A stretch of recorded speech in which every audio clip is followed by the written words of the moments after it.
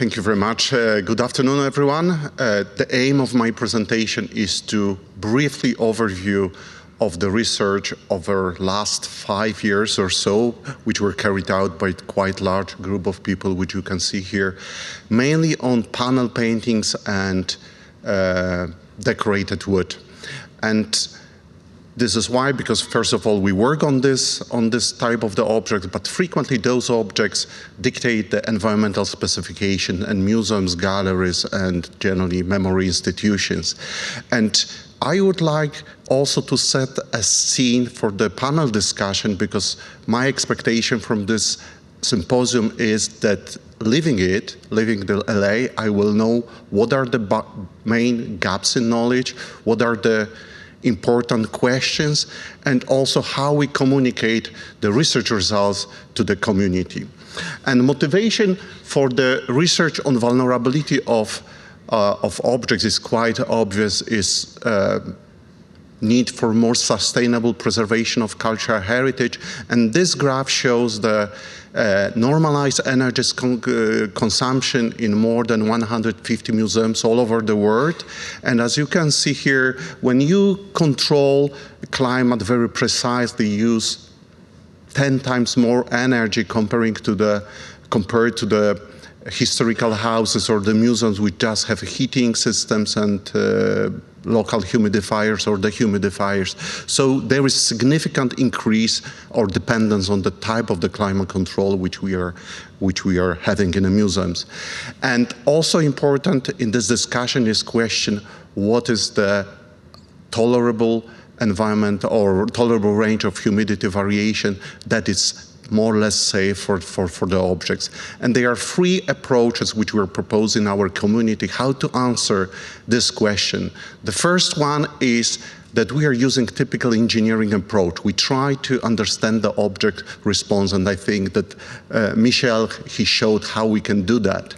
The second type of the approach is acclimatization concept, which is based on very large number of observations of real objects which adapt to environment, and we really don't see damages in developing in those objects which are stored for the long time in even unstable environment. And the third approach is that we can use the precise methods of tracing of damage development, which can answer the question about damage development in specific sites or in the specific objects.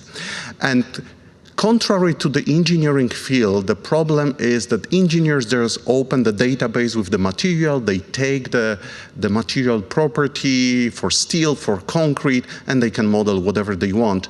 The problem is, which I think it was quite obvious from our presentation, that we don't have that comfort. Many material properties we don't know the structures of our object, we don't know the accumulated damage or environmental history.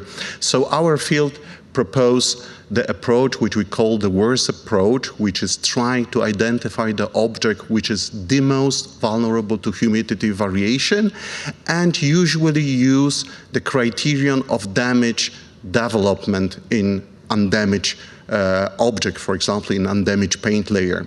And body of research results shows, and literature showed that more or less plus minus 10% is the borderline between safe and unsafe humidity variation.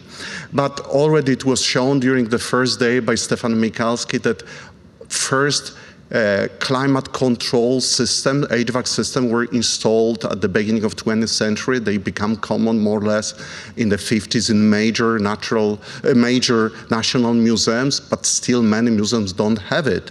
And I don't know how many times I showed this climate from the Church of Santa Maria Gloriosa dei Frari in Venice, in which the famous Assunta by Titian panel painting is stored for 500 years, and conservators are not raising an alarm that object is damaged. And as you can see here, this is the typical climate condition in historical houses in which were objects stored for centuries, and now we are having them in the museums.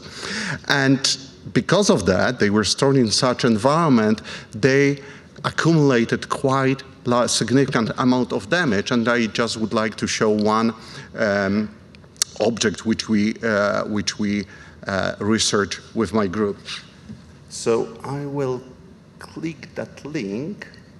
Cannot locate the internet server or proxy. Fantastic. So we checked that before, and can you help me? What happened? What are you trying to get? This link. The link.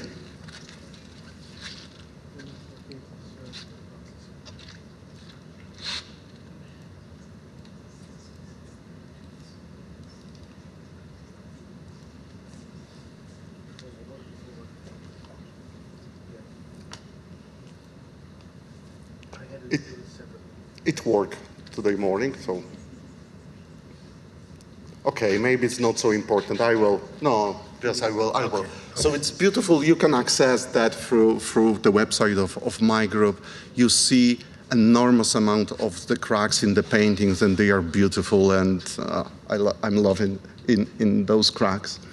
And yet, because there is a lot of damages, but the observation of the active damage development is rare. With my group and with Michał Łukomski, with other groups, we tested with acoustic emission or monitor with acoustic emission or use the interferometric technique to follow the trace damage development. And really, it's very boring. We almost never detect any active damage development except that object which was after structural conservation at Victoria and Albert Museum, and we saw damage development in the first year, but then damage stabilized quickly.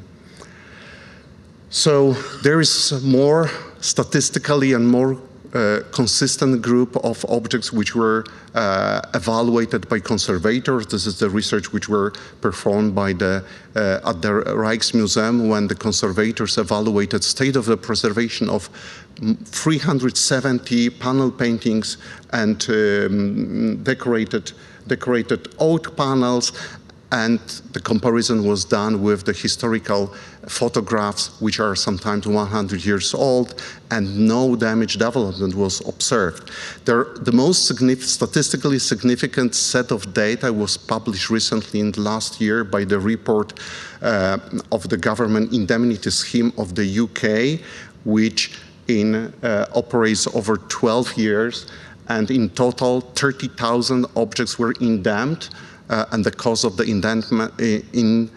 indemnity was more than 20 billion British pounds. And when you look at the structure of the claims to the scheme, you will not find damages caused by the environmental variation. The most damages are caused by handling, by loss, by theft, vandalism, and fire. Nothing due to environmental instabilities. And science delivers the information and supports the concept of the environmental fluctuation. I would like to present some of those research results. Already it was discussed that we have the data now, mechanical property data for oil paints, which are even 31 years old. And on this graph, you can see the strain at break, which is a parameter which describes brittleness of the material. So when we are going down here, we have more brittle material, and when we are up, we are having the rubbery material. And on the x-axis, we have modulus of elasticity. So when we are going into this direction, we have more and more stiff material. And I'm showing a set of the oil paints. And only for the lead whites, there are the numbers which indicate the age of the paint. So here's 2 months, 3 months, 1 year, 10 years, and so on, and 30 years. And generally, we can see that with time, the oil paints becoming stiffer and more brittle. This is something which I think the conservators see in practice. Because Marion Mecklenburg, and of course these are the data which were obtained or by Marion Mecklenburg or in our group and with the research colleagues, and of course everything was done on the Marion Mecklenburg samples. But Marion Mecklenburg, he casted the samples on the Mylar polyester films, and because there is the chemical evolution, the small molecules are evaporating from the paint, so there is a loss of the mass, and when there is a loss of the mass, you have the shrinkage to the paint, and from the curvature, we could determine what shrinkage is. In the case of the 30 years lead white paint, the shrinkage is 0.5%, and the strain out break is 1%. So this paint was solid, didn't crack. But when we evaluated in micro-CT sample from the National Gallery in Washington, which is from the 17th century, we calculated that there is a lot of empty spaces, and the empty spaces corresponds to the shrinkage by 9%, so quite significant. And as you can see, such paint is severely cracked. For the first time, also in the last years, the properties of the egg tempera were measured, and the egg temperas are immediately stiff and brittle after drying. And of course, when we have a lot of data for the animal glue-based grounds, which are also quite brittle and quite stiff. Again, the first time the data on the fracture toughness appeared in the literature. The fracture toughness is a parameter which describes resistance of the paint or the material to crack development. And again, we use the samples prepared by Marion Mecklenburg, so they are 30 years old. We glue them into the cantilever specimens. The samples then they were split, and we observe crack propagation in the microscope. And here you can see the one of the crack which developed in the malachite, but because we had very limited amount of samples, so just to increase the statistics, after the splitting, we reglue sample and split it again. And we measured the penetration of the cyanoacrylate paint into the oil paint around 20 microns. So we could significantly increase the statistics. Sometimes we could measure on the same sample the fracture toughness 5 times. And this regluing procedure allowed us not only to measure, to increase the statistics, improve statistics, but also to detect the properties as a function of the depth. One of the problems which was already presented by Alessandra or by Cecil is that you have the pigment sedimentation, and you can easily see that, but also the chemistry of some paints indicates that paints are weaker on the surface or inside, depending on the chemistry. But so it's methodological development. And as you can see here are the data, and except some green, sub-green, the oil paints have very low fracture toughness of order between 15 and 40, which is significantly lower fracture toughness than the gesso, which is around 100. So paints are even more brittle than the ground, animal glue-based ground. So that's why the cracks in paintings, they develop naturally, and they release stresses, and you don't need to have the large fluctuation to create cracks. It's enough in the stable, it's enough just wait in the stable variation, and many paints will develop the cracking. And how the cracks release stresses is illustrated by this 2-dimensional graph. And here you have the paint, here you have a wood, but I'm not showing this is the thick panel, and the red color indicates the large stresses, and we change the relative humidity in a computer, so the deformation of the panel was 1%. And as you can see, there are large stresses in the material. But if you have cracks, the cracks releases stresses around themselves. And there is, of course, as you can see here, there is accumulation of stress concentration around crack tips, which can lead to the lamination, but not to the crack. But when you decrease the distance between cracks, the stresses at the surface, they are going beyond, even sometimes below 0, so no new cracks can be created. We also show in the paper that cracks usually start from the surface of the paint. So the process is called crack saturation. And now I'm showing the three-dimensional model. So you have the wood, you have the ground, you have the paint, and you see the system of the rectangular cracks which go across grain and along the grains, and we can use this model to model crack propagation in real painting. And in this case, we applied the model to evaluate vulnerability of this painting, which we just observed from the website of the National Gallery in Washington, which is the Master of Osservanza, the meeting of the St. Anthony and St. Paul. And when you look at the structure of this paint, you can see that there is a network of the rectangular cracks, and the average distance between cracks. Here you have 3 millimeters, but you have 3 cracks, so the average distance between cracks is around 1 millimeter. And we estimate that the thickness of the paint layer is around 0.3 millimeter. So the normalized distance to crack, S to T ratio distance between cracks to the thickness of the paint layer is more or less 3. And when we performed the full parametric study of this painting, we obtained this graph, which shows the final rate variation which causes the crack development when starting from 50% of a range as a function of the spacing between cracks. In this case, it's millimeter, but you can convert, if you divide that by 0.3 thickness of the layer, you have that value normalized distance to thickness ratio. And so when you are on that side, you have very large distance between cracks, so when you go there, there is no cracks. And you can see here, of course, we evaluated different, the cuts of the wood, different thicknesses, and you can see that when you have no cracks, even 8% of humidity variation, because you remember that tempera paint is extremely brittle, can crack if the humidity variation is 8%. But when you denudify cracks and you have more and more cracks, then you observe the crack saturation. And actually, distance between cracks in that painting is 3 or 1 millimeter. So this painting cannot develop the new cracks even if the humidity variation are very large. And it's not important what were the past humidity variation. It's enough that cracks which exist there are caused, for example, by drying of oil paint or tempera paint.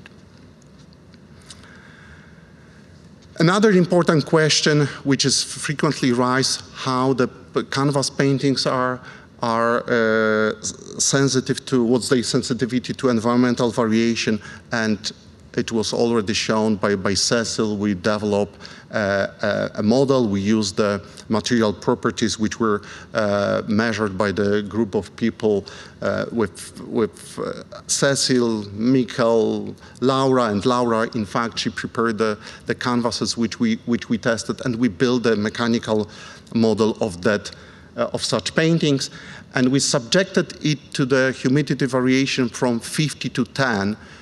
Of course, what the result is that you have the concentration of the stresses in the corners, but the humidity variation from 50 going to 10%, we cannot produce cracks.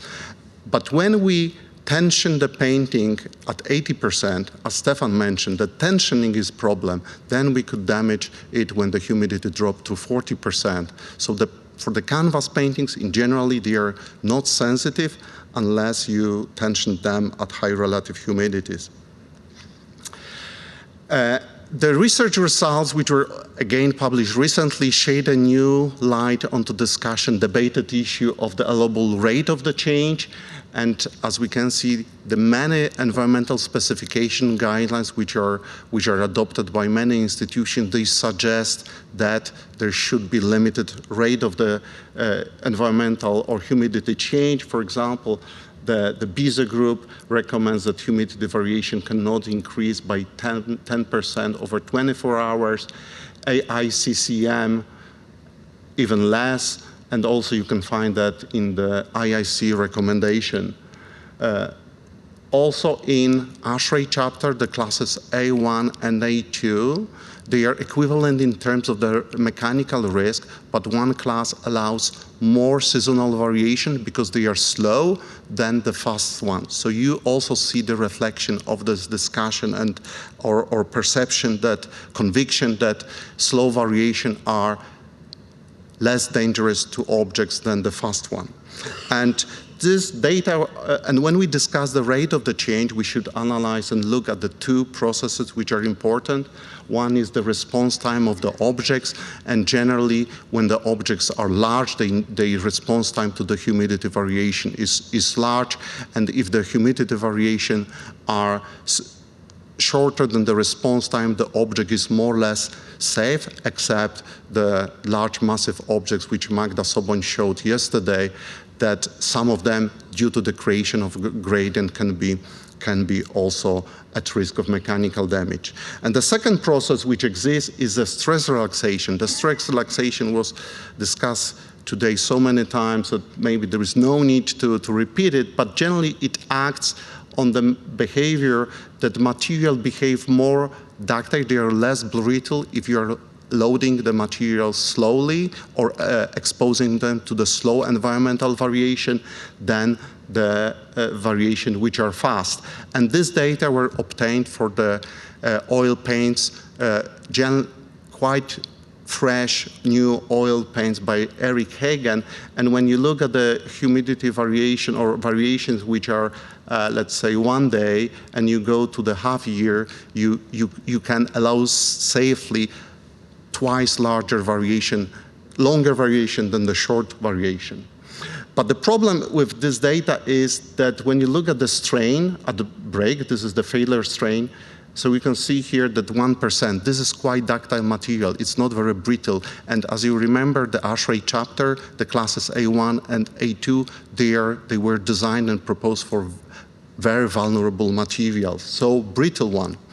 And Sonia Bujok and Alexandra Bridarioli, they performed excellent experiment and showed that when you are looking at brittle materials, which is animal glue-based ground, in fact, there is no change in the strain at break of the gesso independently if you are testing the objects or quickly or slowly. So the brittle materials do not benefit from the slowing down the variation. And the good thing of that is that if you already implemented seasonal variation, you can easily extend or expand the band to the entire range, min max, which you had in your institution. So to conclude my presentation, I would like to say several things. That first of all, the science understand more quantitatively how proof fluctuation, how acclimatization happens, maybe even more if the object is damaged not by the past humidity variation, by other processes like drying of the paints, the objects are safe. And the crack saturation tells us even more that even if we have the certain density, critical density of cracks, we can go beyond the proof fluctuation concept and no new cracks will be generated. My suggestion to young people is also, if you want to evaluate the vulnerability of the objects, you need to include information of the past damages as Lorenzo showed today. This is the key to understand the response of the objects. But I think that what is really the main gap in our knowledge is are the laminations. We don't know what humidity variation caused the lamination, and what Emanuela has shown us is very important step forward, and I think this is one of the most important topics for future research. Also in light that if you have the layer materials and you have the soap formation between layers, they can also delaminate because of the chemistry, and it makes them more vulnerable to environmental variation. Thank you very much.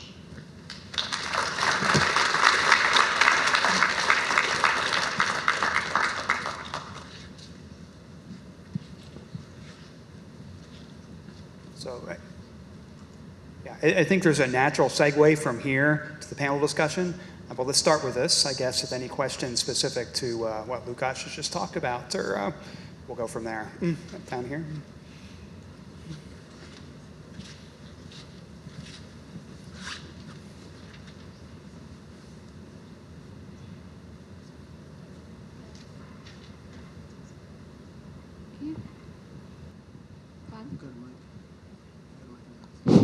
Okay.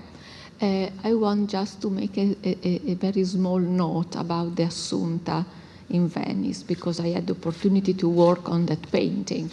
And despite the fact that the Assunta was moved several times in Venice, that is not an easy thing, and is a huge painting on panel with 20 boards, it was brought to Cremona on a wagon during the First World War. The conditions are amazing.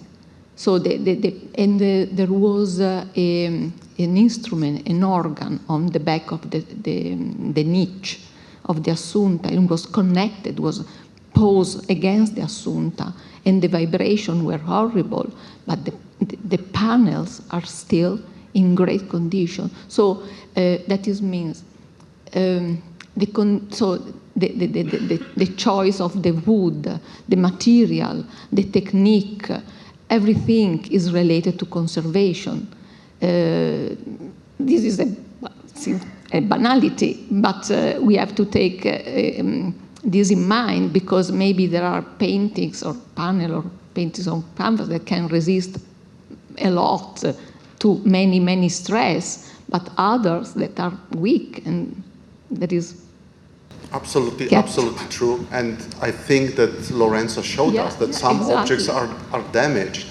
What I'm showing, what I wanted to show is that unstable environment, they were common than, okay. So we also evaluated the state of the preservation of the Lady with Ermine by Leonardo, which is a National Museum in Krakow, and it was stored in the environmental condition according to the ASHRAE-D, so humidity changed in the historical palace between 15% and 70%, and we couldn't find any new damage to the object. So the quality absolutely is important, but the main observation is that the objects were stored for centuries in unstable environments. Yeah. Well, I'm going to keep you here with this mic, because then you can hear, and I'll give it back to you. Thank you for the interesting presentation. I have a question about the canvas painting that you modeled, and the drop of RH from 50 to 10% that did not cause cracking. I was wondering if that was could be related to the quantity of glue or to the initial value of tension. Do you have information about this? So we evaluated only 2 cases for the tension. It was 0 tension, so untension, and the second was 2 newtons per centimeter.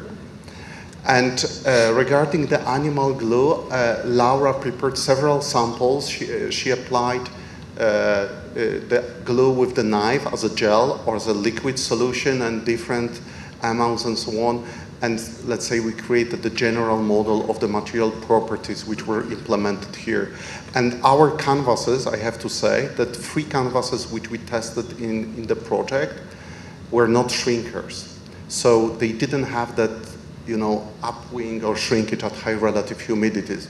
But we evaluated the drops in relative humidity in this case.